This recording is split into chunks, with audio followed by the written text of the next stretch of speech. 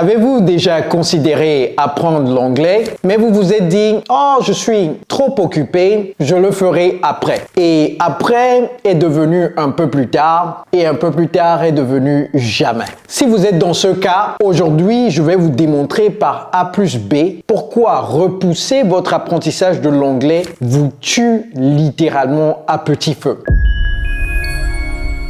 Hello everybody, it's Coach Joe, your English coach. So, if you have ever considered postponing learning English, and I know a lot of you guys have, and it's okay to postpone for a little bit, but I also know that a lot of you guys have been postponing, c'est-à-dire repousser, remettre à demain, postponing your English learning now for years. Today, I will prove to you why the fact of postponing your English learning is literally killing you, and I will prove it to you A plus B. So, what is happening? Right here we have the y-axis, and right here we have the x-axis. For all of you guys who have done geometry, you know exactly what I'm talking about. But even if you have not done geometry, please follow me carefully. Même si vous n'avez pas fait la géométrie, suivez-moi. Ou si vous n'avez pas fait les mathématiques, suivez-moi. C'est très simple. Ça, c'est l'axe des axes et l'axe des ordonnées. Ok?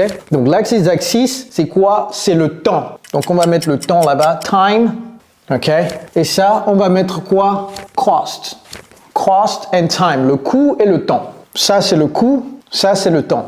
Alors, on va dire que vous êtes ici. Vous êtes exactement ici. Donc, ça, c'est le passé, n'est-ce pas? Ça, c'est le présent, ça, c'est le futur. Qu'est-ce que j'ai remarqué? La vaste majorité de ceux qui viennent à nous dans notre programme d'immersion anglaise viennent parce que non seulement ils ressentent l'envie d'apprendre l'anglais, mais parce qu'ils sont poussés par une force d'apprendre l'anglais. Et généralement, cette force, c'est quoi? C'est la frustration de perdre des opportunités d'emploi, de voir littéralement passer sous leurs yeux des opportunités d'emploi qu'ils ne peuvent pas saisir faute d'anglais. Pas faute de compétences, non. La vaste majorité de ceux qui viennent dans notre programme d'immersion anglaise sont extrêmement compétents dans leur domaine d'activité respectif. Cependant, ils ne possèdent pas l'anglais dans leur arsenal et donc ils perdent d'énormes opportunités. Maintenant, admettons que vous perdiez des opportunités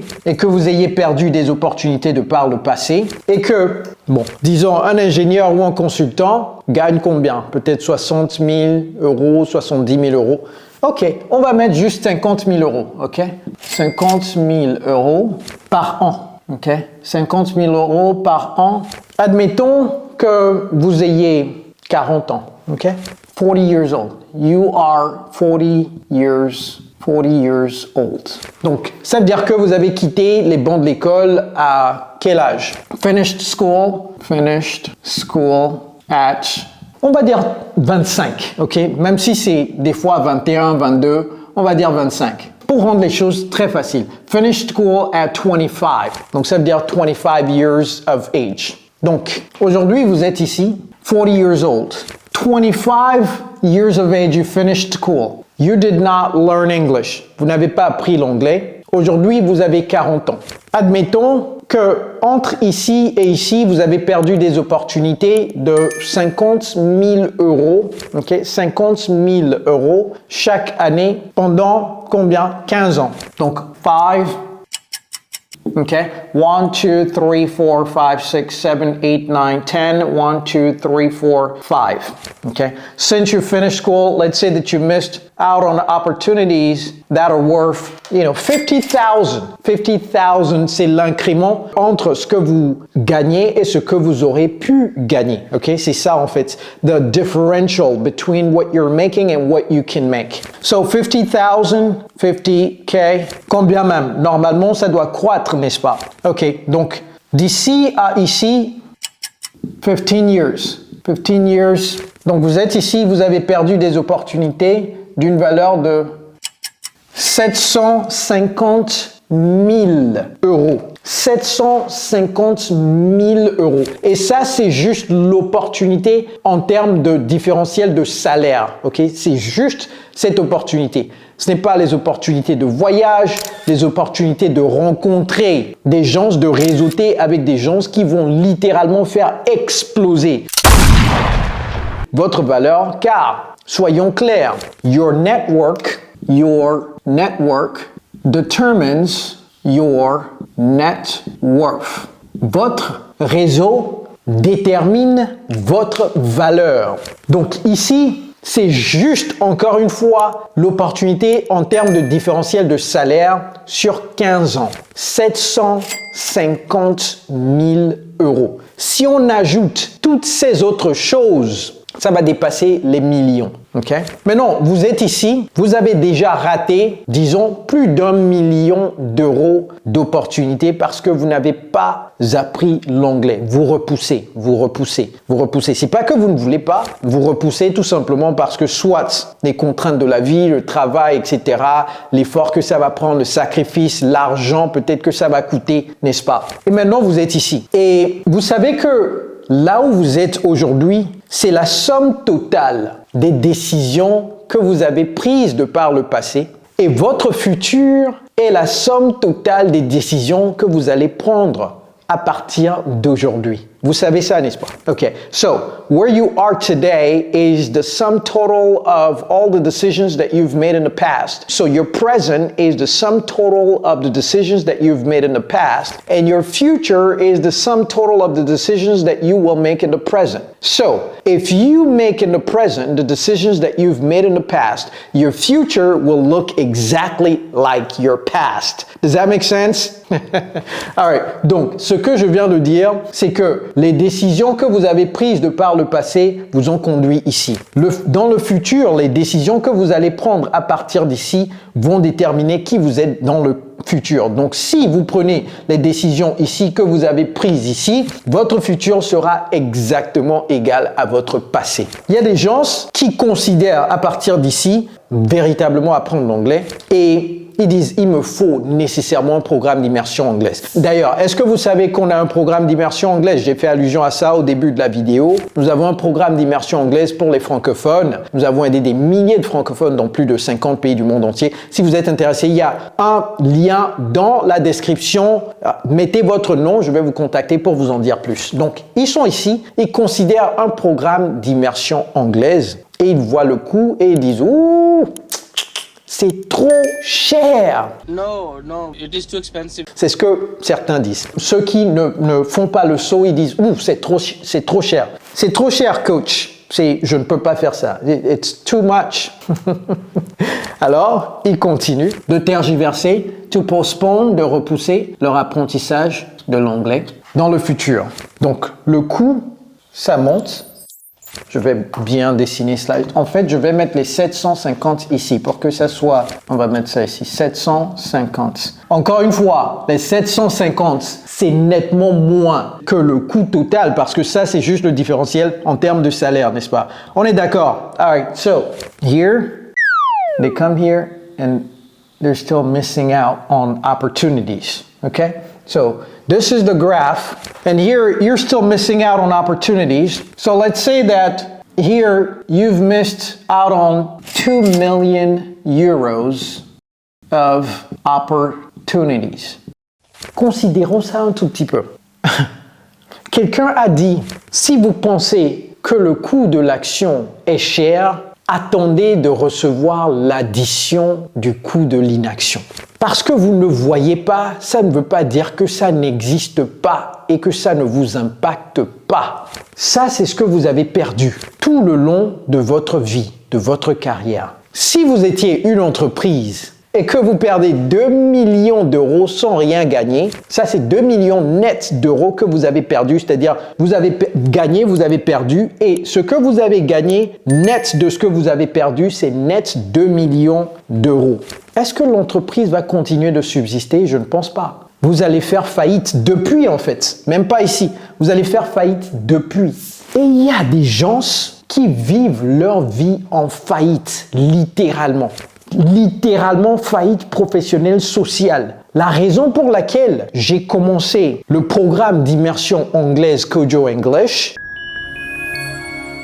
La raison fondamentale, c'est que j'ai découvert que les gens qui venaient aux États-Unis de l'Afrique, ils venaient avec de grandes compétences, donc c'est-à-dire de grands diplômes, des masters, PhD, c'est-à-dire doctorat. Ils viennent et ils travaillent dans des petits établissements, des petits supermarchés comme 7-Eleven, des corner stores comme 99 Cent Store, ou bien font du taxi. Je ne dis pas que faire du taxi, c'est quelque chose de mauvais. Mais si vous avez un master en ingénierie ou un PhD, un doctorat en médecine, non, vous n'allez pas travailler dans un 99 Cent Store. Vous faites ça parce que vous êtes littéralement en faillite professionnelle. That's the truth. Alors, qu'est-ce qu'il faut faire pour comprendre donc que le coût de l'action est nettement moins que le coût de l'inaction?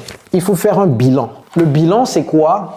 C'est vous comparez les passifs aux actifs. C'est toujours comme ça que j'agis lorsque je veux prendre une décision qui comporte de l'argent. Je regarde toujours les actifs et je regarde toujours les passifs. D'ailleurs, la dernière fois, j'ai payé 15 000 $ pour une formation. Are you serious? Vous vous demandez, waouh, ça doit être une formation de 2 ans ou 3 ans, non? Non, c'est une formation de 3 mois, une formation de 12 semaines. 15 000 $. Alors, qu'est-ce que j'ai fait avant de prendre la décision? Et cette décision, je l'ai prise littéralement, lorsque je discutais avec la personne, je l'ai prise littéralement en moins de 10 minutes. Ok, littéralement moins de 10 minutes que la personne a envoyé la facture. J'ai réglé immédiatement durant le Zoom call. Ok, qu'est-ce que j'ai fait? J'ai mis 15 000 € ici, 15 000 $ plutôt. En anglais, on met le signe avant le chiffre. En français, on met ça ici. Bon, puisque j'ai écrit actif, je vais l'écrire également en anglais pour que vous compreniez. C'est assets, les passifs, c'est liabilities, ok? Liabilities. Ok, so $15,000. Vous allez dire, mais Kojo, vous êtes complètement fou. Vous êtes dingue. C'est 12 semaines. Pourquoi payer autant? C'est comme ça. Bon, je ne vais pas dire vous. C'est comme ça que les pauvres pensent. Pas vous. Vous n'êtes pas pauvre. Les pauvres pensent en termes de coûts. Le pauvre pense en termes de coûts. Le riche pense en termes d'investissement. Investment. Je mélange le français et l'anglais. Hein. Ça, c'est cost. Okay? Le riche pense toujours en termes d'investissement. Quand je dis riche, ce n'est pas nécessairement en termes d'argent. C'est riche en termes de pensée, riche en termes de raisonnement. Vous comprenez? Riche en termes de logique. Lorsque vous voyez quelqu'un raisonner logiquement, si cette personne n'est pas encore riche, vous saurez si cette personne deviendra quelqu'un de riche ou quelqu'un de pauvre. Vous le saurez immédiatement. Et généralement, ça se passe ici. Lorsque vous mettez de l'argent dans quelque chose, regardez si c'est un coût ou si c'est un investissement. Comment savoir cela? Si c'est un coût, ce que ça va... Qu'est-ce que je fais même? Donc, on va mettre ça ici, 15. Vous avez vu ça, vous ne m'avez pas dit. On va mettre $15,000, ok? $15,000 cost is what the poor mentality thinks, and investment is what the rich mentality thinks, ok? All right. Donc, vous allez comparer ce que vous avez mis ici, vous allez comparer ça à ce qui va sortir d'ici. C'est-à-dire, lorsque vous mettez un passif, il doit avoir un actif. Okay? Whenever there's a liability, there should be an asset. And in this particular equation, if your assets is more than your liabilities, then you should make the decision. Dans cette équation, lorsque votre actif est supérieur à votre passif, vous devez faire le saut. C'est tellement simple à comprendre, donc je me demande pourquoi ceci, on va en venir tout à l'heure. Donc ça, c'est ce que j'ai investi. Mon actif, je sais que mon actif dans les 3 ans qui vont venir va être plus que... Ça, je le sais, net. I know this. Je le sais net. Donc ça veut dire que si je fais ça, moins ça, c'est-à-dire, est-ce qu'on a même besoin de faire le calcul? I don't think so. Mais non, vous êtes ici, ok? l'actif et vous voyez le passif. Donc, 2 millions d'euros que vous avez perdus. Les 2 millions d'euros, c'est l'opportunité que vous auriez pu avoir. Minimum, hein, l'opportunité minimum. C'est-à-dire, the minimum assets that you could have had during this time period as a result of English. On va mettre 2 millions ici. D'abord, est-ce que ça c'est un bon investissement ou pas? On n'a pas besoin de poser la question. En anglais, on sépare les zéros par des virgules, ok? Pas par des points. En français, on les sépare par des points. En anglais, c'est par des virgules. Ok, donc on est ici maintenant, ok? We are here. $2 million of assets. Vous vous demandez, wow! Donc, pour que cette équation ne marche pas, il faut que j'investisse plus de 2 millions de dollars dans mon apprentissage de l'anglais pour que ça ne marche pas. Je n'ai jamais vu un programme d'apprentissage d'anglais qui est d'ailleurs plus que 10 000 euros ou 10 000 dollars. J'ai jamais vu ça. Donc, admettons que le programme vous coûte, disons, hein, juste, c'est pas le coût de mon programme que je donne, hein, mais admettons que le programme vous coûte 1000 euros. Ok, 1000 euros. On va mettre 1000 euros. Notre programme est moins cher que ça. Ça dépend de quand vous regardez cette vidéo. Hein. Ça dépend largement de quand vous regardez cette vidéo, mais notre programme est moins cher que ça. Admettons que le programme vaut 1000 euros et vous comparez 1000 euros à 2 millions d'euros. Est-ce que la question se pose? Est-ce que je dois investir 1000 euros pour gagner 2 millions d'euros? C'est en fait tout ça la question en fait. La question c'est dois-je investir quelque chose ici pour obtenir ceci? Et que dois-je investir ici pour obtenir ceci? Et si ce que j'investis ici est moins que ce qui sort ici, je dois investir. Et si ce que j'investis ici est nettement moins que ce qui est ici, je dois investir ceci très rapidement. J'ai dit que ça m'a pris moins de 10 minutes pour prendre la décision d'investir ceci. Vous savez, la décision de partir de New York pour le Maroc. Si je vous dis que ça m'a coûté dans les 25 000 dollars juste pour le déplacement, pour le déménagement et tout ça, vous allez dire, mais Kojo, vous êtes fou. Pourquoi dépenser tant? Et vous quittez une grande ville comme ça. Ce que j'ai analysé, c'est quoi? C'est non seulement ce qui va sortir d'ici, c'est-à-dire ce que je vais gagner, moi et ma famille et ma petite famille, en déménageant de New York pour le Maroc, mais également ce que ça va me coûter si je ne déménage pas de New York. Et le coût de rester à New York, je ne parle pas du coût financier, je parle du coût psychologique et mental de rester à New York, c'est nettement plus élevé que le coût de partir, c'est-à-dire ce que ça va me coûter à débourser pour partir de New York. C'est comme ça qu'il faut réfléchir. Parce que littéralement, ce qui se passe, c'est que les gens ratent tellement d'opportunités qu'ils commencent à déprimer.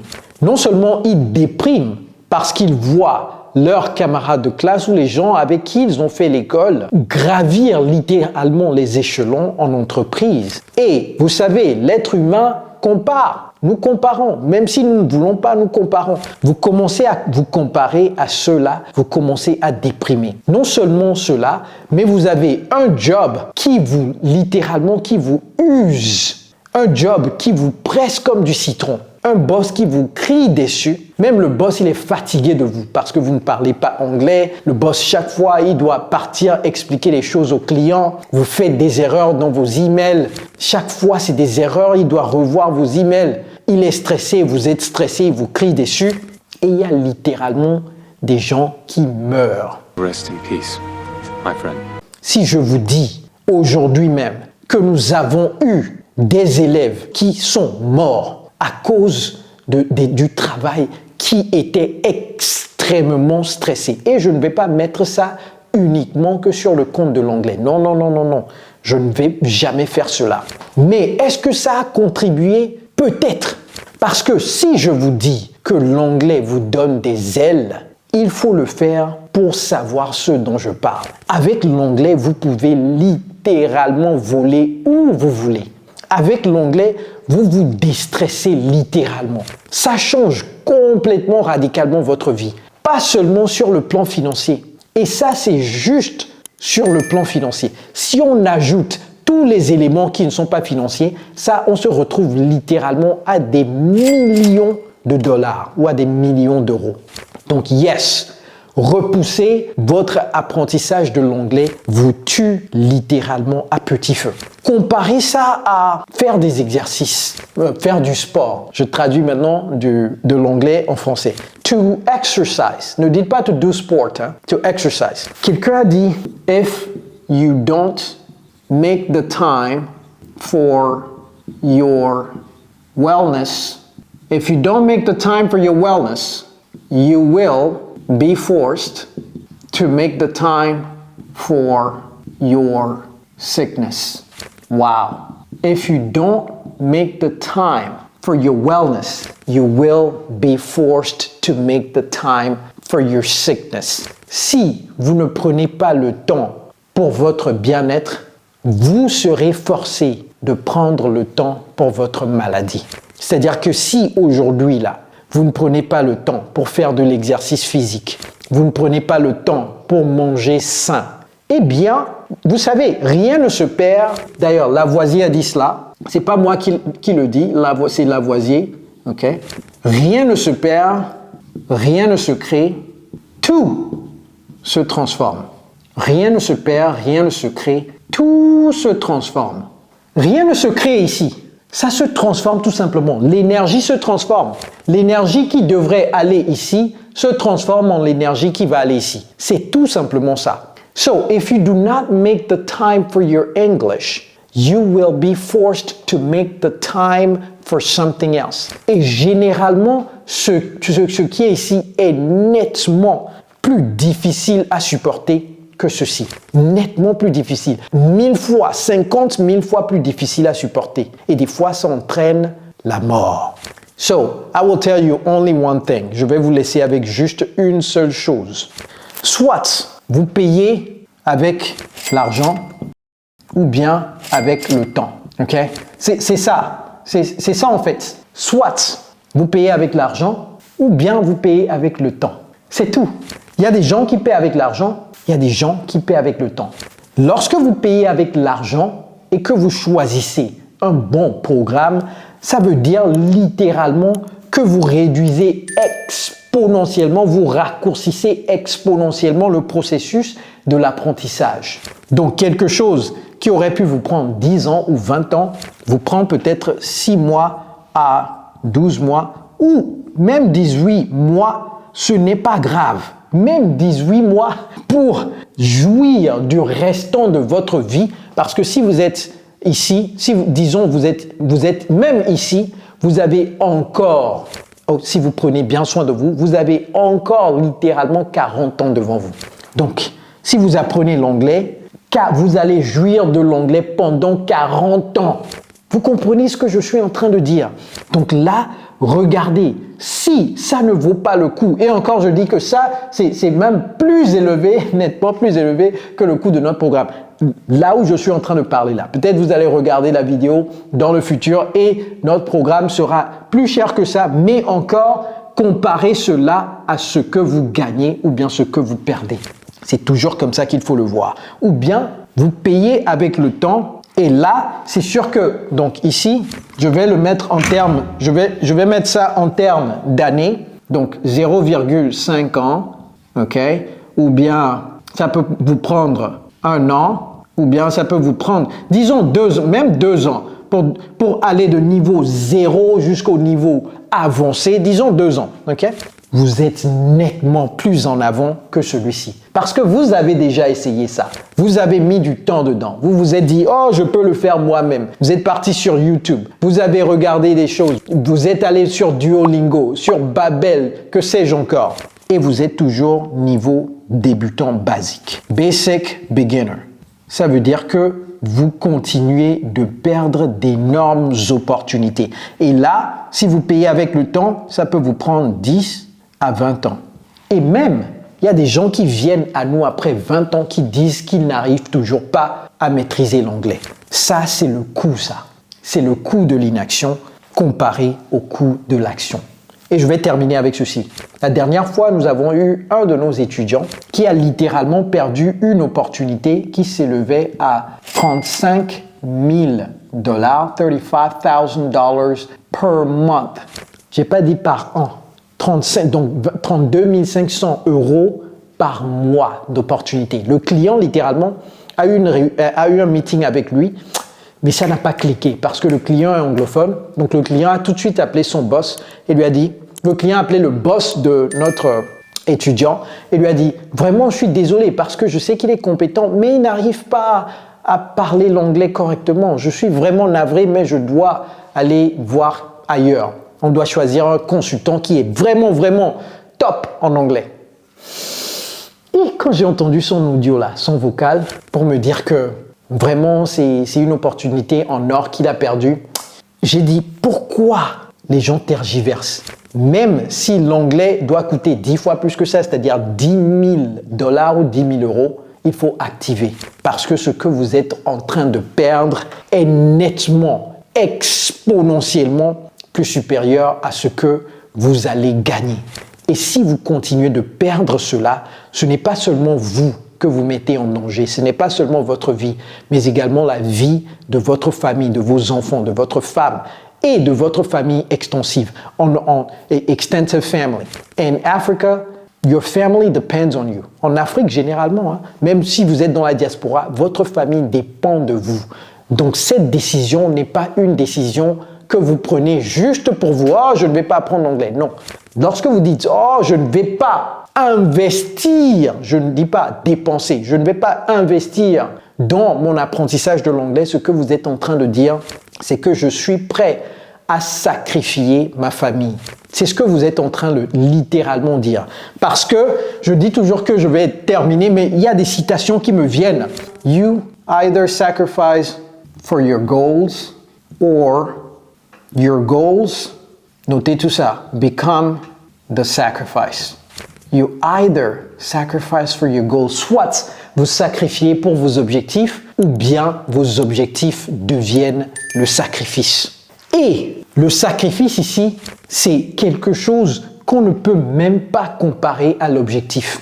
Donc, je vous laisse prendre la décision et vous n'avez pas besoin de joindre notre programme. Je le dis tout simplement parce que c'est ce qui m'a motivé à commencer à aider les francophones comme moi. J'ai été dans vos souliers. Aujourd'hui, je vois ce que l'anglais a fait pour moi, ce que l'anglais a changé dans ma vie. Je ne peux même pas le mettre en termes de chiffres financiers. Ça va bien au-delà de chiffres financiers.